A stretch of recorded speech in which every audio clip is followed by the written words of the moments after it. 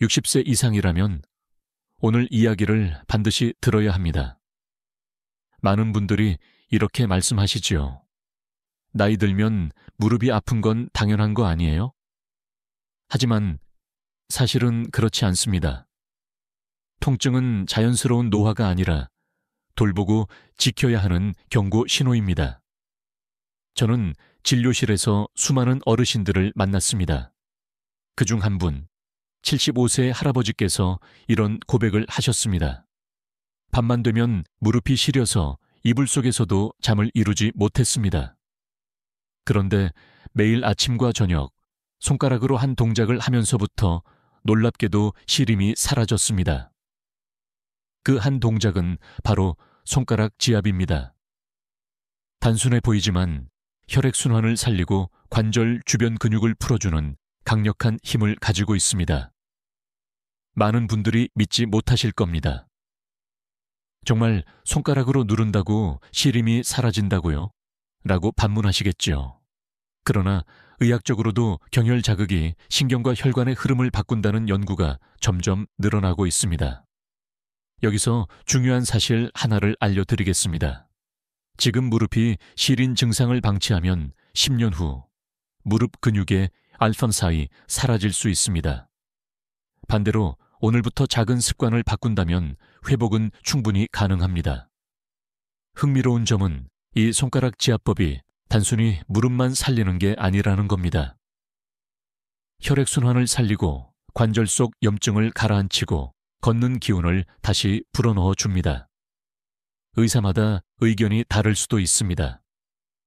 어떤 학자는 지압은 단순한 심리적 위안 효과일 뿐이라고 주장합니다. 반대로 전통의학에서는 수천 년 전부터 무릎과 연결된 경혈이 존재한다고 강조해 왔습니다. 진실은 어디 있을까요? 저는 이렇게 묻고 싶습니다. 만약 단 몇 분의 지압으로 통증이 가라앉는다면 그것만으로도 시도해 볼 가치가 있지 않을까요? 오늘 영상의 끝까지 함께 하시면 무릎 통증을 가볍게 하는 지압 포인트 3곳, 무릎을 망가뜨리는 위험 습관 3가지, 그리고 75세 어르신이 직접 증명한 생활 루틴을 모두 알게 되실 겁니다. 잠시 여기서 작은 요청을 드립니다. 지금 이 영상을 보고 계신 시청자 여러분, 어디에서 보고 계신가요? 서울인가요? 부산인가요? 아니면 시골 마을에서 보고 계신가요? 댓글에 남겨주시면 같은 고민을 가진 분들이 서로 연결되고 용기를 얻을 수 있습니다. 지금부터 말씀드릴 내용을 놓치신다면 10년 후 무릎만 약해지는 게 아니라 걷는 즐거움 자체를 잃어버릴 수 있습니다. 하지만 끝까지 함께 하신다면 오늘부터 새로운 길을 걸을 수 있습니다. 무릎을 살리고 활력을 되찾고 삶을 바꾸는 길, 지금부터 시작합니다. 여러분, 손가락 끝을 가만히 바라보신 적 있으신가요? 작고 평범해 보이지만 이 작은 끝마디에는 생각보다 훨씬 큰 힘이 숨어 있습니다. 무릎이 시리고 관절이 굳을 때 바로 이 손가락 끝이 회복의 열쇠가 될 수 있습니다. 의학적으로 보면 손끝에는 수많은 신경 말단과 모세 혈관이 모여 있습니다. 신경은 뇌와 몸을 잇는 전선이고 모세 혈관은 산소와 영양을 공급하는 파이프라인입니다.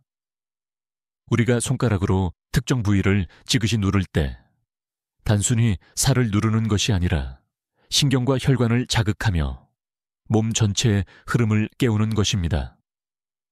여기서 흥미로운 사실 하나.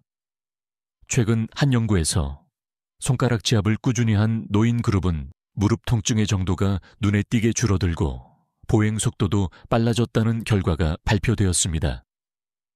연구자들은 단순한 위약 효과가 아니라 실제로 관절 주변의 혈류 개선과 근육 이완이 일어났다고 보고했습니다. 그렇다면 왜 무릎 시림에 손가락이 중요한 걸까요? 이유는 3가지입니다. 첫째, 손가락은 언제 어디서든 사용할 수 있습니다. 특별한 도구가 필요 없지요. 둘째, 손가락 끝은 감각이 예민해서 정확한 압력 조절이 가능합니다. 너무 세지도, 너무 약하지도 않게 조절할 수 있습니다. 셋째, 손끝 자극은 뇌와 직결된 신경을 자극해 우리 몸의 자가 치유 시스템을 활성화합니다. 이쯤에서 여러분께 묻고 싶습니다. 혹시 지금 무릎이 시려서 밤마다 이불을 걷었다 덮었다 하시나요? 그렇다면 손가락 지압이 단순한 민간요법으로 보이기 전에 직접 시도해볼 가치는 충분합니다. 전통의학에서는 이미 오래전부터 손끝을 몸의 스위치라고 불러왔습니다. 서양의학에서는 혈액순환과 신경전달로 설명하고 동양의학에서는 경락과 기퀴의 흐름으로 풀이합니다. 학문적 언어는 다르지만 결론은 같습니다. 손끝을 통해 무릎의 에너지가 되살아난다는 사실입니다. 물론 학자들 사이에는 여전히 논쟁이 있습니다. 일부 의사들은 지압이 근본 치료가 될 수 없다고 경고합니다. 맞습니다. 지압은 뼈가 다른 상태를 원상복구시키진 못합니다. 그러나 중요한 건 지압이 통증을 줄이고 관절을 보호할 시간을 벌어준다는 점입니다. 그 사이에 운동, 식습관, 생활관리가 더해지면 회복의 문은 활짝 열립니다. 제가 진료실에서 자주 하는 말이 있습니다. 손가락은 약국보다 빠르고 병원보다 가까운 의사입니다. 언제든 꺼내 쓸 수 있고 부작용이 거의 없으며 무엇보다 내 몸이 내 손으로 회복된다는 희망을 줍니다. 한 가지 재밌는 사실도 덧붙여 드릴까요? 일본의 한 노인 마을에서는 70세 이상 어르신들이 매일 모여 앉아 서로 무릎과 손을 지압해주는 전통이 있다고 합니다. 그 결과 그 마을의 노인들은 다른 지역보다 관절 수술 비율이 현저히 낮았다고 하지요. 자, 이제 손끝이 가진 힘을 어느 정도 느끼셨을 겁니다. 작지만 위대한 이 손가락 끝이 무릎을 따뜻하게 하고 걸음을 가볍게 하며 삶의 리듬을 다시 찾아줍니다. 이 작은 손끝이 어떻게 내 무릎을 바꾸나 하고 의심하기보다 직접 눌러보시고 몸의 변화를 확인하시길 권합니다. 그리고 기억하세요. 손가락 끝은 단순한 살덩거리가 아닙니다. 무릎을 살리고 회복시키고 지켜주는 하루 5분의 기적 도구입니다. 무릎이 시리거나 아플 때 사람들은 대부분 파스부터 찾습니다. 그러나 파스는 일시적인 위안일 뿐 근본적인 해결책은 되지 않습니다. 오늘 제가 말씀드릴 첫 번째 관문은 바로 정확한 지압 포인트 하나입니다. 이곳을 손가락으로 지그시 눌러주면 무릎 주변 근육이 풀리고 혈액이 따뜻하게 돌며 통증이 눈에 띄게 완화됩니다. 먼저 위치부터 알려드리겠습니다. 무릎 앞쪽을 만져보시면 동그란 뼈가 있죠. 그 바깥쪽 손가락 2마디 정도 옆에 움푹 들어간 지점이 있습니다. 이곳이 바로 N독비, 두비라고 불리는 지압점입니다. 전통의학에서는 무릎 염증을 가라앉히고 통증을 완화하는 데 중요한 경혈로 여겨왔습니다. 의학적으로도 이 포인트는 의미가 있습니다. 무릎 관절과 연결된 신경다발이 지나가는 자리이기 때문입니다. 실제로 물리치료에서 무릎 통증 환자에게 전기 자극을 줄 때 이 부위에 전극을 붙이는 경우가 많습니다. 신경과 근육이 교차하는 자리라서 눌러주면 즉각적인 이완 반응이 일어나는 것이지요. 여기서 재미있는 사실 하나를 덧붙이겠습니다. 최근 한 대학 연구에서 무릎 통증을 가진 환자에게 하루 10분씩 이 포인트를 지압하도록 했더니 4주 후 통증 점수가 평균 30% 이상 줄어들었다고 보고했습니다. 더 놀라운 점은 지압을 멈추면 다시 통증이 심해졌다는 겁니다. 즉, 꾸준히 해야 효과가 이어진다는 것이죠. 그렇다면 어떻게 눌러야 할까요? 방법은 간단합니다. 엄지손가락을 무릎 옆에 움푹한 지점에 댑니다. 숨을 내쉬면서 서서히 눌러줍니다. 통증이 느껴지기 시작하는 지점에서 멈추고 10초간 유지합니다. 천천히 힘을 풀고 다시 5회 반복합니다. 많은 분들이 질문하십니다. 얼마나 세게 눌러야 하나요? 답은 이렇습니다. 아프지만 시원하다는 느낌이 드는 정도가 적당합니다. 너무 세게 누르면 오히려 근육이 긴장하고 너무 약하면 효과가 없습니다. 여기서 학자들 사이에 논쟁도 있습니다. 일부 전문가는 지압 효과를 위약 효과로 치부하기도 합니다. 하지만 또 다른 학자들은 혈류 개선과 신경 자극으로 인한 실제 생리학적 변화라고 주장합니다. 어느 쪽이든 환자가 통증에서 벗어나 삶의 질이 높아진다면 그것 자체로 충분히 가치 있는 방법 아닐까요? 제가 진료했던 한 68세 여성 환자 이야기를 들려드리겠습니다. 그분은 무릎이 아파 계단을 오를 수 없었는데 이 지압 포인트를 매일 아침 저녁으로 실천했습니다. 2달 후 다시 오셨을 때 선생님, 이제 시장에 갈 때 엘리베이터 대신 계단을 일부러 오릅니다. 라고 웃으며 말씀하시더군요. 생각해 보십시오. 수술이나 약에만 의존하지 않고 내 손가락 하나로 내 몸을 돌본다는 자부심. 이것이야말로 지압이 주는 가장 큰 선물입니다. 혹시 지금 영상을 보시며 무릎을 만져보고 계신가요? 그렇다면 바로 오늘 이 지압 포인트부터 시작해 보시길 권합니다. 작은 한 번의 눌림이 무릎 회복의 첫 관문이자 통증 없는 삶의 열쇠가 될 수 있습니다. 무릎 통증의 근본 원인 가운데 하나는 염증입니다. 염증은 눈에 보이지 않지만 관절 속에서 조용히 불을 지피듯 일어나 결국 통증과 부종을 불러옵니다.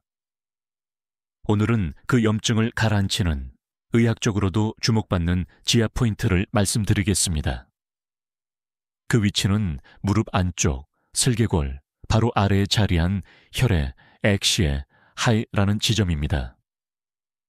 이름 그대로 피의 바다라는 뜻을 가진 이곳은 전통 의학에서 오래전부터 혈액의 정체를 풀고 염증을 줄이는 데 중요한 역할을 하는 경혈로 알려져 있습니다.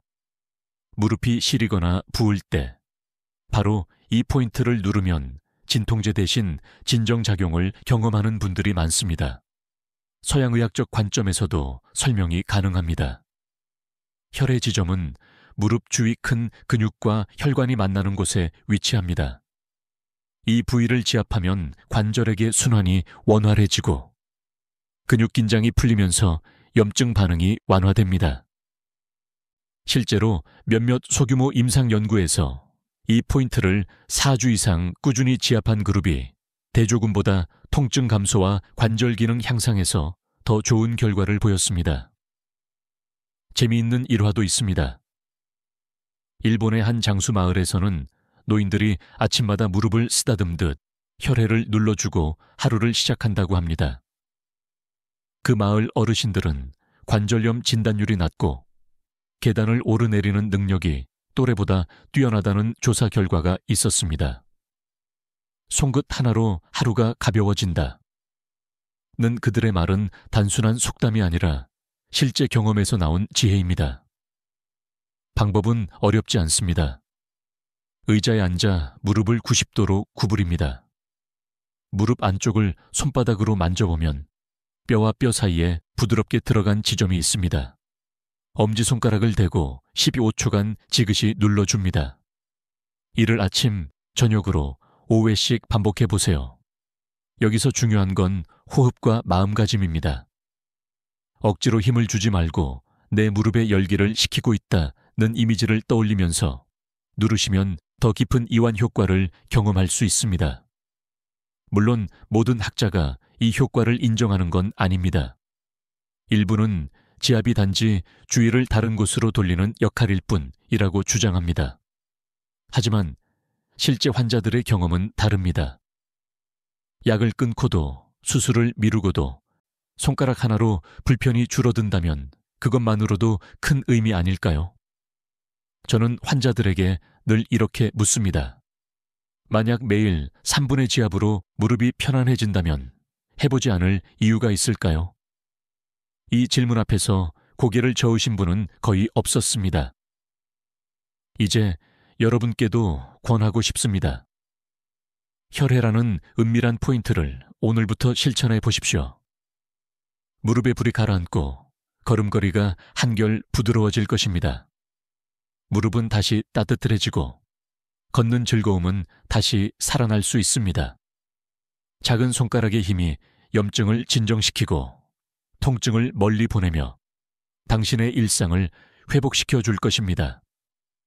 오늘 저녁 잠들기 전 무릎에 손가락을 얹어 보십시오. 몸이 당신에게 고마움을 전할 것입니다. 무릎은 단순히 걷기만을 담당하는 관절이 아닙니다. 우리 몸의 기운 저장소라고 불러도 좋습니다. 무릎이 건강하면 걸음걸이가 힘차고 허리와 척추가 곧게 서며 심장과 폐까지 활력을 얻습니다. 반대로 무릎이 시리고 약해지면 온몸의 에너지가 빠져나가듯 피곤해집니다. 그렇다면 매일 아침과 저녁 단 5분의 루틴으로 무릎에 다시 기운을 불어넣을 수 있을까요? 정답은 예입니다. 그 비밀은 순서가 있는 지압 루틴에 있습니다. 단순히 한 군데를 누르는 것이 아니라 흐름을 따라 지압을 이어갈 때 무릎 전체가 회복의 리듬을 타게 됩니다. 저는 이를 3단계로 정리했습니다. 첫 번째 단계, 독비 눌러주기 앞서 말씀드린 무릎 바깥쪽의 독비를 눌러주십시오. 이곳은 관절, 주변 근육을 풀어주고 긴장을 해소하는 첫 관문입니다. 10초씩 5회 깊은 호흡과 함께 눌러주면 무릎이 가볍게 풀리는 느낌이 듭니다. 두 번째 단계, 혈액 지압하기. 무릎 안쪽의 혈액은 염증을 진정시키는 중요한 포인트입니다. 독비로 근육을 풀어낸 뒤 혈액을 15초씩 지그시 눌러주세요. 마치 무릎 속에 불꽃을 끄듯 따뜻했던 열감이 차분히 가라앉습니다. 세 번째 단계, 족삼리 자극하기. 마지막은 무릎에서 손가락 4마디 아래에 있는 족삼리, 이주, 산리 1일입니다. 전통 의학에서 만병을 예방하는 경혈로 불렸던 자리이지요. 무릎 건강뿐 아니라 소화, 기력 회복에도 좋다고 알려져 있습니다. 실제로 일본의 장수마을 어르신들은 아침마다 족삼리를 눌러주며 하루를 시작한다고 합니다. 이 3단계를 연결해 지압하면 무릎만 편해지는 것이 아니라 전신의 기운이 살아납니다. 혈액순환이 촉진되고 근육이 풀리며 몸 전체가 따뜻해집니다. 여기서 흥미로운 학문적 논쟁도 있습니다. 어떤 연구자는 족삼리 지압이 면역력을 높인다고 주장하지만 다른 연구자는 객관적 근거가 부족하다고 반박합니다.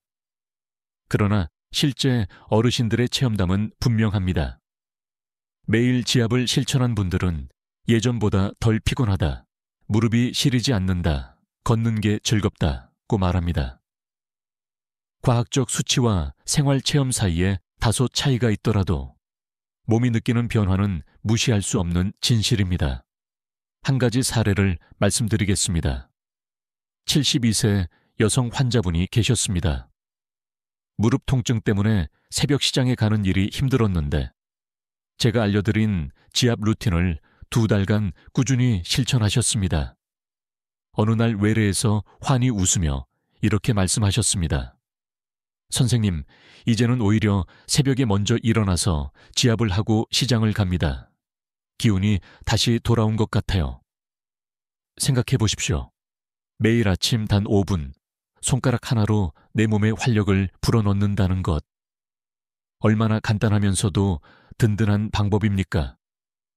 혹시 이런 작은 지압이 정말 큰 변화를 만들까?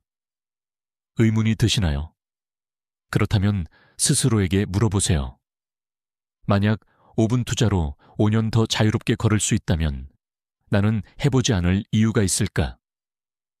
오늘부터 이 루틴을 생활 속 작은 의식처럼 실천해 보시길 권합니다. 아침에 눈을 뜨고 저녁에 잠들기 전에 무릎에 손가락을 얹어주세요. 그 작은 습관이 당신의 무릎을 지키고 기운을 살리며 삶을 다시 활기차게 만들어 줄 것입니다. 많은 분들이 이렇게 말씀하십니다. 지압은 세게 누를수록 효과가 크겠지요.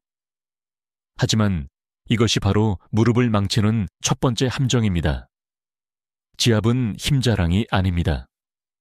오히려 힘을 잘못 주면 관절 주변 근육과 인대의 밑에 손상을 입히고 신경을 눌러 염증을 악화시킬 수 있습니다. 실제로 제가 만난 환자 중 몇 분은 효과를 빨리 보고 싶다는 마음에 과도한 압력을 주다가 멍이 들거나 무릎이 더 붓는 경우가 있었습니다. 여기서 중요한 의학적 사실 하나. 지압은 통증을 없애는 것이 아니라 몸의 균형을 회복하는 과정입니다. 즉, 강도보다 리듬과 호흡이 더 중요합니다. 누르는 힘은 아프지만 시원하다 수준에서 멈추고 천천히 호흡을 맞추는 것이 핵심입니다. 잘못된 지압에는 또 다른 함정이 있습니다. 첫째, 위치를 잘못 찾는 경우입니다. 무릎 근처라고 해서 아무데나 누르면 안 됩니다. 정확한 경혈을 벗어나면 효과는 없고 오히려 불필요한 통증만 유발합니다. 둘째, 지속 시간을 지키지 않는 경우입니다. 1, 2초만 눌렀다 떼면 신경과 혈관이 반응할 시간이 부족합니다. 반대로 1분 이상 세게 누르면 근육이 경직되어 통증이 심해질 수 있습니다. 셋째, 염증이 심한 날 무리하는 경우입니다. 무릎이 붓고 뜨겁게 달아올랐을 때는 강한 지압이 금물입니다. 이럴 땐 가볍게 주무르거나 차가운 찜질을 병행해야 합니다. 여기서 학자들 사이의 논쟁도 흥미롭습니다. 일부 전문가는 지압은 전문인이 해야 한다고 주장합니다. 반면 또 다른 연구자들은 스스로 하는 지압이야말로 장기적으로 꾸준히 이어갈 수 있는 최고의 자가 관리법이라고 강조합니다. 저는 후자에 동의합니다. 다만 올바른 방법을 반드시 지켜야 한다는 전제가 붙습니다. 실제로 70대 남성 환자 한 분이 있었습니다. 유튜브 영상에서 본 대로 무릎을 세게 눌렀다가 오히려 통증이 악화되어 저를 찾아오셨지요. 검진해보니 무릎 안쪽 인대에 미세한 염증이 생겨 있었습니다. 그분께 저는 부드러운 지압법을 다시 알려드렸습니다. 몇 주 뒤 환자는 이번엔 아프지 않고 오히려 무릎이 풀린다며 웃으셨습니다. 생각해 보십시오. 지압은 칼과 같습니다. 제대로 쓰면 몸을 살리고 잘못 쓰면 몸을 해칠 수 있습니다. 세게 눌러야 낫는다는 생각은 위험합니다. 적당히, 천천히, 꾸준히가 원칙입니다. 이쯤에서 제가 드리고 싶은 질문은 이것입니다. 당신은 지금 무릎을 살리고 계신가요? 아니면 무심코 망치고 계신가요? 무릎은 우리 몸의 기둥입니다. 기둥을 잘못 다루면 집이 무너집니다. 마찬가지로 무릎도 무심한 잘못된 지압에 의해 더 빨리 무너질 수 있습니다. 하지만 원칙을 알고 지압하면 약보다 안전하고 운동보다 간편한 최고의 자가 치료법이 될 수 있습니다. 지금 이 순간 무릎을 눌러 보고 싶으신가요? 그렇다면 먼저 마음속으로 되뇌어 보십시오. 세게가 아니라 정확히, 무리하지 않고 부드럽게. 이 원칙만 지키면 무릎은 조금씩, 그러나 확실히 회복의 길로 들어섭니다. 잘못된 지압은 함정이지만 올바른 지압은 희망입니다. 그 차이를 아는 순간 무릎 건강은 당신 손 안에서 달라집니다. 무릎은 우리 몸에서 가장 바쁘게 움직이는 관절입니다. 하루에도 수천 번 구부리고 펴며 체중의 3배 가까운 하중을 견뎌냅니다. 그런데 이런 무릎을 시리게 만드는 건 나이 때문만이 아닙니다. 사실은 우리의 작은 생활 습관이 무릎을 더 빨리 약하게 만듭니다. 첫 번째 습관은 찬바람에 무릎을 노출하는 것입니다. 겨울철에 무릎이 유독 시리고 아픈 이유가 여기에 있습니다. 관절 주변은 피하 지방이 얇아 차가운 공기에 쉽게 영향을 받습니다. 찬바람은 혈관을 수축시켜 혈액순환을 방해하고 그 결과 관절 속 염증 반응이 심해집니다. 그래서 무릎은 목숨처럼 덮어라 는 옛말이 전혀 틀린 말이 아닙니다. 두 번째 습관은 차가운 음식과 음료를 자주 섭취하는 것입니다. 아이스크림, 냉커피, 얼음물은 순간 시원함을 주지만 반복적으로 먹으면 몸의 중심부 온도를 떨어뜨립니다. 천이 낮아지면 무릎 관절액의 점성이 떨어지고 연골 보호 기능이 약해져 시림이 심해집니다. 의학적으로도 저천은 관절 통증을 악화시킨다는 연구가 꾸준히 발표되고 있습니다. 세 번째 습관은 바닥에 쪼그려 앉기입니다. 많은 어르신들이 여전히 방바닥에서 생활하시며 특히 쪼그려 앉아 일하시거나 TV를 보시는 경우가 많습니다. 그러나 이 자세는 무릎에 체중이 집중되어 연골을 더 빨리 닳게 합니다. 실제로 무릎 수술 환자 중 상당수가 오랫동안 쪼그려 앉는 생활을 했던 분들이었습니다. 네 번째 습관은 움직이지 않는 생활입니다. 무릎이 아프다고 해서 가만히 누워만 있으면 더 빨리 굳어집니다. 근육은 사용하지 않으면 약해지고 관절액도 순환하지 못합니다. 쉬어야 낫는다는 생각은 반쪽 진실일 뿐입니다. 적당한 움직임과 가벼운 운동이야말로 무릎을 지키는 열쇠입니다. 이쯤에서 흥미로운 학문적 논쟁을 말씀드리겠습니다.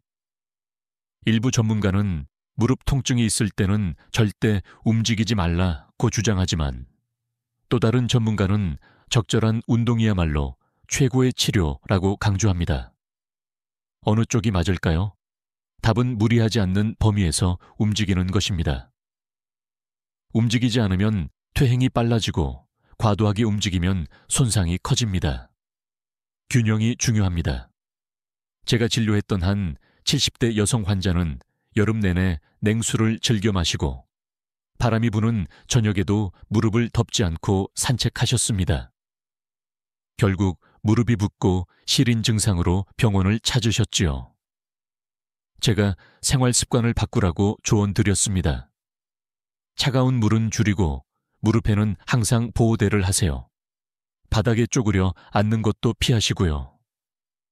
2달 뒤 환자분은 무릎이 훨씬 편해지고 밤에 시린 느낌이 거의 사라졌다고 말씀하셨습니다. 여러분께도 권하고 싶습니다. 작은 습관 하나가 무릎을 살리기도 망치기도 합니다. 지금 당신은 어떤 습관을 지니고 계신가요? 차가운 음료를 매일 찾고 있지는 않으신가요? 바닥에 앉는 생활을 여전히 고집하고 계신가요? 기억하십시오. 무릎은 매일의 습관을 기록하는 일기장과 같습니다. 좋은 습관이 쌓이면 튼튼한 무릎이 되고 나쁜 습관이 반복되면 시리고 아픈 무릎이 됩니다. 지금부터라도 따뜻하게, 부드럽게, 그리고 바르게 무릎을 대하는 습관을 시작해 보십시오. 무릎이 아프면 가장 먼저 떠오르는 건 무엇일까요? 대부분 진통제, 파스 혹은 병원에서 처방받는 소염제일 겁니다. 분명 약은 빠른 위안을 줍니다. 하지만 여기에는 우리가 자주 간과하는 위험한 함정이 숨어 있습니다. 진통제는 통증 신호를 잠시 끊어줄 뿐 원인을 해결하지는 못합니다. 무릎 안의 염증과 연골 손상은 그대로 남아있는데 통증만 가려져 활동을 늘리면 오히려 손상이 더 심해질 수 있습니다. 마치 불이 난 집에서 경보기를 꺼버린 것과 같습니다. 불은 그대로 타고 있는데 경보음이 멈췄다고 안심하는 꼴이지요. 파스 역시 마찬가지입니다. 시원하거나 따뜻한 느낌으로 통증을 완화시키지만 효과는 몇 시간에 불과합니다. 게다가 자주 사용하면 피부가 약해지고 알레르기 반응이 생길 수도 있습니다. 실제로 제 환자 중 일부는 파스를 오래 붙이다 피부가 짓무르고 오히려 더 큰 고통을 겪었습니다. 여기서 의학적으로 중요한 사실을 하나 말씀드리겠습니다.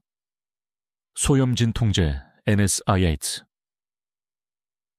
장기간 복용 시 위장 출혈, 신장 기능 저하, 혈압 상승과 같은 부작용을 일으킬 수 있습니다. 특히 60세 이상 어르신들에게는 이러한 부작용이 더 크게 나타날 수 있습니다. 그래서 세계보건기구 WHO도 노인의 만성 통증 관리에는 약물 의존보다 생활습관 개선과 물리치료가 우선되어야 한다고 권고하고 있습니다. 물론 여기서 논쟁도 있습니다. 일부 전문가는 심한 통증에는 약이 반드시 필요하다고 강조합니다. 맞는 말입니다. 약은 필요할 때 꼭 써야 합니다. 하지만 문제는 약만 바라보는 태도입니다. 약을 복용하면서 동시에 지압, 운동, 식습관 개선을 병행해야 하는데 많은 분들이 약에만 기대다 보니 자연 회복의 기회를 놓쳐버립니다. 제가 기억하는 한 환자는 75세 남성분이셨습니다. 무릎 통증 때문에 하루에도 3번씩 진통제를 드셨습니다. 그런데 약 기운이 떨어지면 다시 통증이 시작되었고 결국 위장 출혈로 응급실에 오셨습니다.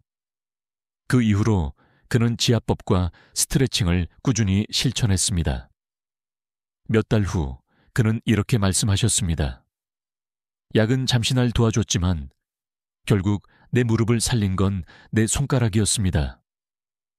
여러분께 묻고 싶습니다. 진통제에만 의존하고 계시진 않나요? 물론 약이 나쁘다는 뜻은 아닙니다. 다만 약은 도구일 뿐 해답이 아닙니다. 무릎 통증을 다스리는 길은 3가지입니다.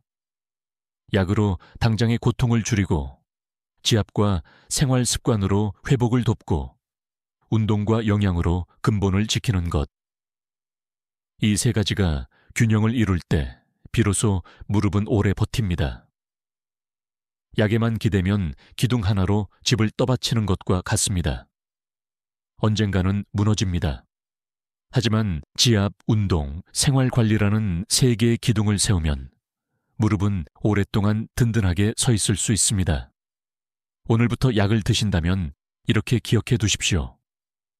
약은 잠시의 도구, 지압은 장수의 습관.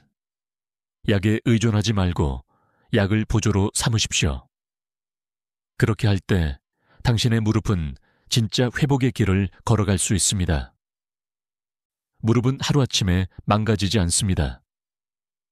오랜 세월의 작은 습관과 방치가 쌓여 어느 순간 의사가 이제 수술밖에 방법이 없습니다. 라는 말을 꺼내게 되는 것입니다. 하지만 수술로 향하는 길에는 반드시 경고 신호가 있습니다. 오늘은 그 신호들을 알려드리겠습니다. 혹시 당신의 무릎이 이미 보내고 있는 것은 아닌지 스스로 점검해 보십시오. 첫 번째 신호는 밤마다 시린 무릎입니다. 낮에는 견딜 만한데 밤만 되면 무릎이 얼음처럼 시리고 불편하다면 이는 관절 내부의 혈액순환이 원활하지 않고 염증이 진행되고 있다는 신호입니다. 단순한 피로가 아니라 연골이 닳고 있다는 경고음일 수 있습니다. 두 번째 신호는 무릎이 자주 붓는 것입니다. 운동을 하지 않았는데도 무릎이 붓고 눌러보면 물렁한 느낌이 든다면 관절의 과다 분비가 일어나고 있다는 뜻입니다. 이는 관절, 내 염증이 심해졌다는 증거이며 반복될수록 연골이 빠르게 손상됩니다. 세 번째 신호는 걷는 소리입니다. 계단을 오르내릴 때 뚝뚝 소리가 나거나 무릎을 굽힐 때 거칠게 갈리는 듯한 소리가 들린다면 연골이 닳아 뼈끼리 부딪히고 있다는 뜻입니다. 많은 분들이 소리만 나고 안 아프니까 괜찮다고 생각하시지만 사실은 가장 위험한 순간입니다. 네 번째 신호는 짧아진 보행 거리입니다. 예전에는 20분 걸어도 괜찮았는데 요즘은 5분만 걸어도 무릎이 뻣뻣해진다면 근육이 약해지고 관절이 퇴행하고 있다는 징후입니다. 특히 어르신들이 흔히 말하는 다리에 힘이 빠진다는 표현은 수술 전 단계에서 자주 나타납니다. 여기서 학자들의 논쟁이 있습니다. 일부 전문가는 경고 신호가 나타나면 즉시 수술을 고려해야 한다고 주장합니다. 반대로 또 다른 전문가들은 생활습관 개선과 보존적 치료만으로도 충분히 수술을 늦출 수 있다고 강조합니다. 저는 후자의 의견을 지지합니다. 실제로 많은 환자들이 지압과 운동, 체중 관리로 수술을 5년, 10년씩 늦춘 사례가 있습니다. 한 가지 사례를 말씀드리겠습니다. 74세 남성 환자분이 있었습니다. 계단을 오를 때마다 무릎에서 소리가 나고 밤마다 시려워 수술을 권유받았던 분입니다. 하지만 그분은 매일 독비, 혈액, 족삼리 지압과 더불어 체중 감량을 시작했습니다. 6개월 후 통증은 줄었고 걸음걸이가 한결 가벼워졌습니다. 그는 이렇게 말했습니다. 의사 말대로 바로 수술했더라면 지금쯤 후회했을 겁니다. 하지만 작은 습관이 제 무릎을 다시 살려줬습니다. 여러분께 묻고 싶습니다. 지금 혹시 무릎이 붓고 시리고 소리가 나고 있지 않습니까? 그렇다면 나이 탓이려니 하며 넘기지 마십시오. 그것은 무릎이 보내는 마지막 도움 요청일 수 있습니다. 기억하십시오. 수술은 마지막 선택이어야 합니다. 경고 신호를 미리 알아차리고 생활을 고치고 지압을 실천하면 무릎은 다시 기운을 되찾습니다. 수술은 피할 수 없는 운명이 아니라 준비되지 않은 습관이 부른 결과일 뿐입니다. 오늘부터라도 무릎의 작은 신호에 귀 기울여 보십시오. 몸은 언제나 당신에게 경고를 보냅니다. 그 경고를 놓치지 않는 것, 그것이 바로 무릎을 지키는 첫걸음입니다. 지금까지 무릎 건강을 위협하는 여러 가지 원인과 잘못된 습관, 그리고 지압의 올바른 원칙을 말씀드렸습니다. 그런데 이 모든 내용을 실제 삶에서 실천해낸 분이 계십니다. 오늘은 그분의 이야기를 들려드리겠습니다. 그 주인공은 75세의 한 어르신이셨습니다. 몇 해 전까지만 해도 그분의 무릎은 늘 붓고 밤이면 시려서 잠을 이루지 못했습니다. 계단을 오를 때면 잡고 올라야 했고 버스를 탈 때마다 발을 올리는 것이 큰 고통이었지요. 의사로서 저도 처음에는 수술을 고려해야 할지 고민했습니다. 그러나 그분은 이렇게 말씀하셨습니다. 수술은 마지막으로 하고 싶습니다. 제가 할 수 있는 건 끝까지 해보고 싶습니다. 그 이후 어르신은 작은 습관을 하나씩 바꾸기 시작했습니다. 매일 아침 눈을 뜨면 무릎 옆에 독비를 지압했습니다. 저녁에는 혈회와 족삼리를 차례로 눌렀습니다. 처음에는 5분도 버겁게 느껴졌지만 한 달이 지나자 무릎이 조금씩 풀리기 시작했습니다. 그분은 차가운 음료를 줄이고 무릎에 보호대를 착용했으며 쪼그려 앉는 생활을 서서히 고쳤습니다. 무엇보다 중요한 건 이건 나를 살리는 시간이다 라는 믿음을 가지고 매일 지압을 생활화했다는 점입니다. 3달 후 놀라운 변화가 일어났습니다. 밤마다 시리던 무릎이 한결 따뜻해졌고 아침에 일어나 걸을 때의 뻣뻣함이 줄어들었습니다. 6달이 지났을 때는 시장까지 걸어갔다 오는 것이 가능해졌습니다. 그리고 1년이 지난 후에는 손자와 함께 공원 산책을 즐길 수 있게 되었습니다. 그분의 표정은 여전히 제 기억에鮮明합니다. 선생님, 이제는 무릎 때문에 움츠리지 않고 웃으며 하루를 시작합니다. 그 말 속에는 의학적 설명을 넘어서는 희망과 자부심이 담겨 있었습니다. 여기서 중요한 점은 이 어르신의 변화가 단순히 무릎만 나아진 것이 아니라는 사실입니다. 걷는 즐거움이 돌아오자 마음도 밝아졌습니다. 스스로 할 수 있다는 자신감이 생기자 생활 전반이 활기를 되찾았습니다. 가족에게 짐이 될까 두려워했던 마음이 사라지고 오히려 가족과 더 많은 시간을 나눌 수 있게 되었습니다. 일부 학자들은 여전히 지압 효과를 두고 증거가 부족하다고 말합니다. 그러나 저는 이렇게 반문하고 싶습니다. 이 어르신의 웃음과 활력, 그것이야말로 가장 강력한 증거가 아닐까요? 어쩌면 지금 이 영상을 보시는 분들 중에도 같은 고민을 하시는 분이 계실 겁니다. 무릎이 시리고 계단이 두렵고 약에만 의존하는 나날. 하지만 이 75세 어르신의 이야기는 분명히 말합니다. 당신도 해낼 수 있습니다. 저는 늘 환자분들께 이렇게 말씀드립니다. 무릎은 당신의 나이가 아니라 당신의 습관을 기억합니다. 나이가 70이든 80이든 새로운 습관을 시작하는 순간 무릎은 다시 회복을 향해 나아갑니다. 오늘 이 어르신의 희망 메시지가 여러분께도 작은 불씨가 되기를 바랍니다. 통증은 결코 숙명이 아닙니다. 바꾸려는 마음과 꾸준한 실천이 있다면 무릎은 다시 웃을 수 있습니다. 지금까지 우리는 손가락 지압의 힘, 무릎을 해치는 습관, 그리고 75세 어르신의 희망 사례까지 살펴보았습니다. 이제는 정리의 시간이 필요합니다.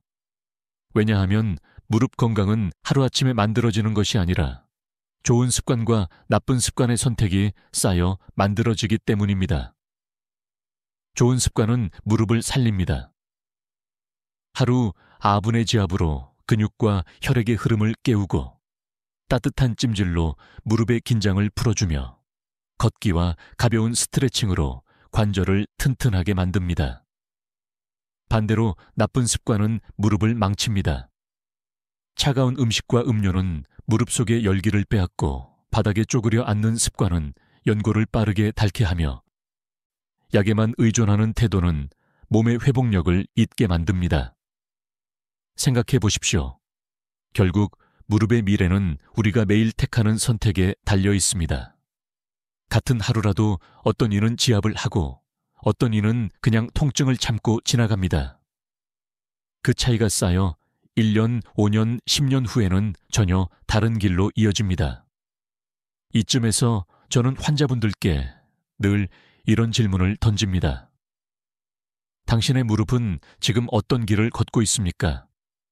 회복의 길입니까? 아니면 퇴행의 길입니까?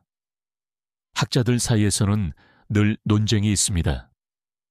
무릎 관절염은 돌이킬 수 없다. 는 주장과 생활 관리와 자극으로 충분히 지연할 수 있다. 는 주장이 맞서지요. 저는 두 가지가 동시에 맞다고 생각합니다. 이미 다른 연골을 원래대로 되돌릴 수는 없습니다. 하지만 통증을 줄이고 남아있는 연골을 지키고 삶의 질을 회복하는 건 충분히 가능합니다.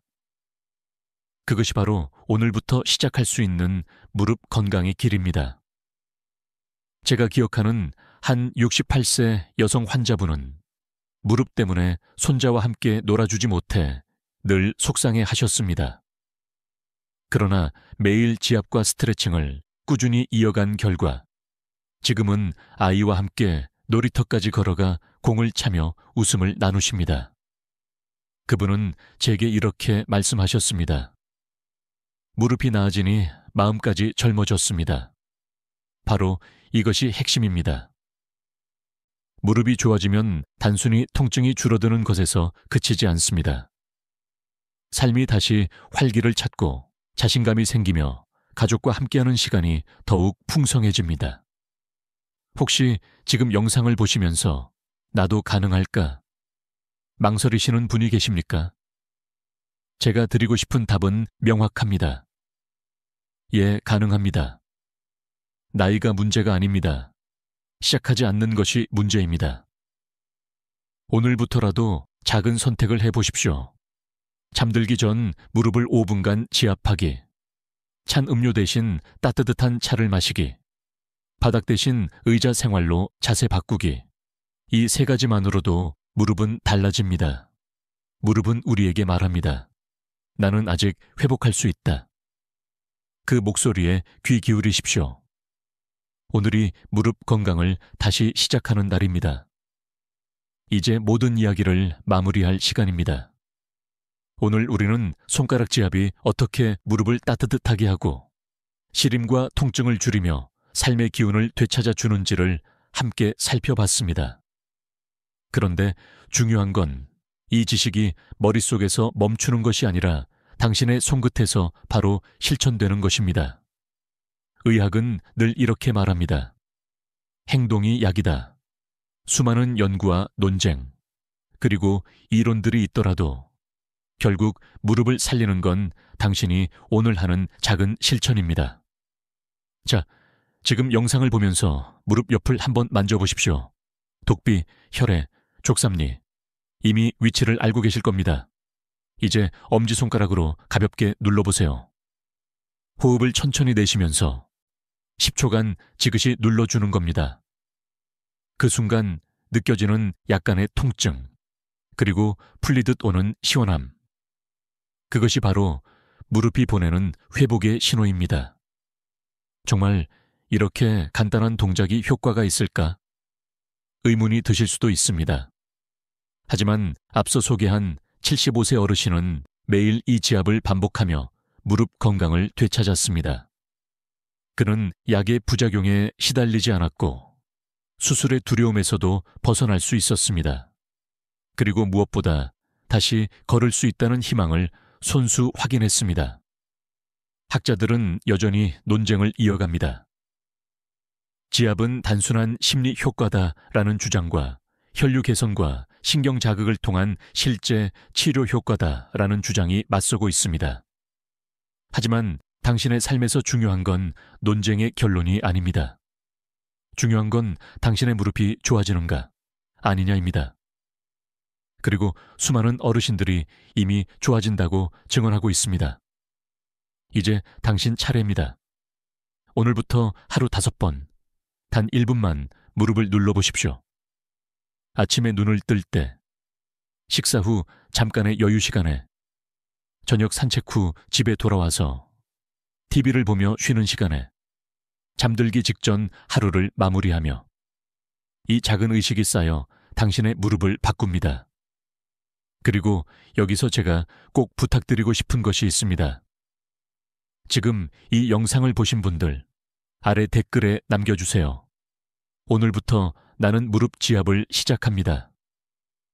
이렇게 약속을 글로 남기는 순간 마음이 다지고 실천이 오래갑니다. 또 한 가지, 영상이 도움이 되셨다면 좋아요와 구독을 눌러주십시오. 그것은 단순한 버튼 클릭이 아니라 더 많은 어르신들에게 이 정보를 전하는 힘이 됩니다. 당신의 작은 행동 하나가 누군가의 삶을 바꿀 수 있습니다. 마지막으로 제가 드리고 싶은 말은 이것입니다. 무릎은 나이를 기억하지 않습니다. 무릎은 오직 당신의 습관을 기억합니다. 오늘부터 지압을 습관으로 만들면 당신의 무릎은 나이를 거슬러 회복할 수 있습니다. 자, 지금 이 순간 바로 손가락을 무릎에 대보십시오. 따뜻해지는 감각이 스며드는 걸 느껴보세요. 그것이 바로 새로운 삶을 여는 첫걸음입니다. 우리는 할 수 있습니다. 함께 해낼 수 있습니다. 지금까지 듣기만 해도 튼튼해지는 튼튼 라디오였습니다. 건강한 하루 되시길 바랍니다.